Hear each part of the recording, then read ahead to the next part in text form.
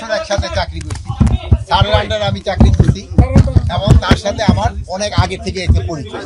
আজকে একটা সৌজন্য সাক্ষাৎকার ছিল। আমরা এই সৌজন্য সাক্ষাৎকারে আমরা বিভিন্ন ধরনের কথাবার্তা আমাকে পারিবারিক লেভেল, অন্যান্য লেভেল এগুলি আমরা আলোচনা করি। প্রথমে আমি মহান রাব্বুল আলামিনের কাছে শুকরানা আদায় করি যে আমি 17.5 বছর পরে আল্লাহ পাক আমাকে নির্দোষের মাধ্যমে জেল থেকে ছুটেছি এবং আজকে জাতীয়তাবাদী দল, বাংলাদেশ জাতীয়তাবাদী দল থেকে একটা টিম করা হয়েছে।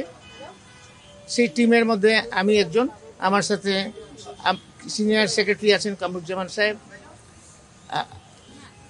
রিমন সাহেব, তারপর হচ্ছে আরেকজন মাহবুব সাহেব আছেন এবং আরেকজন আছেন আমাদের সাথে, তিনি আজকে আসতে পারেননি।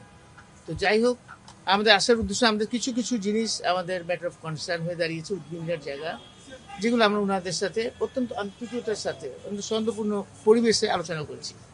সেই সৌহার্দ্যপূর্ণ আলোচনার মধ্যে আমরা আসছি বিশেষ করে বর্তমান ইন্টারিম গভর্নমেন্ট, মাননীয় প্রধান উপদেষ্টা এবং বর্তমান সরকারকে সাহায্য করার জন্য।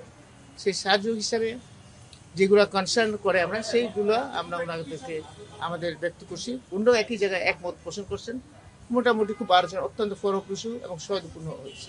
উদ্বিগ্ন যেমন আমাদের পার্শ্ববর্তী দেশে পতিত সরকার যে শেখ হাসিনা, ওনার সাথে একটা বিশেষ শিল্প গোষ্ঠী, পত্রিকায় দেখেছেন আপনারা, এসালাম গ্রুপ, তারা সেখানে একটা মিটিং করছে, সমস্ত পত্রিকা আসছে।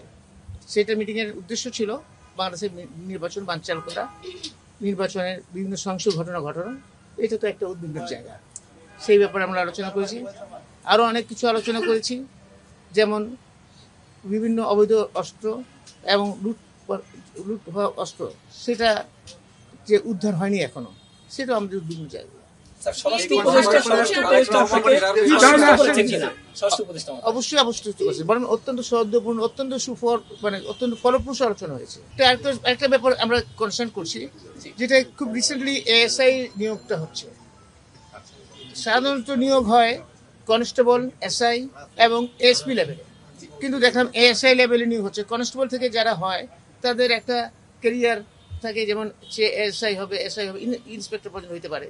আবার এসআই লেভেলে যারা হচ্ছে তারা এসআই থেকে ইন্সপেক্টর হয়ে ডিআইজি পর্যন্ত হয়েছে, অনেক উদাহরণ আছে। আবার এসপি থেকে তো আইজি পর্যন্ত হতে পারে, কিন্তু এখন এসআই পর্যন্ত সেটা একটু বিভিন্ন জায়গায়, কারণ কনস্টেবলদের মধ্যে একটা বিভিন্ন রকম একটা অবস্থান দেখছি, সেটাও একটা আমাদের উদ্বিগ্ন। সাবেক স্বরাষ্ট্র মন্ত্রী হিসেবে আপনি কি মনে করেন দেশের আইন শৃঙ্খলা পরিস্থিতি এখন ভালো না খারাপ, আপনি কি মনে করেন?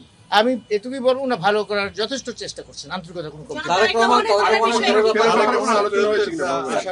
ইনশাল্লাহ দ্রুত ফিরত আসবে, আপনারা দোয়া করবেন। আল্লাহ হাফেজ।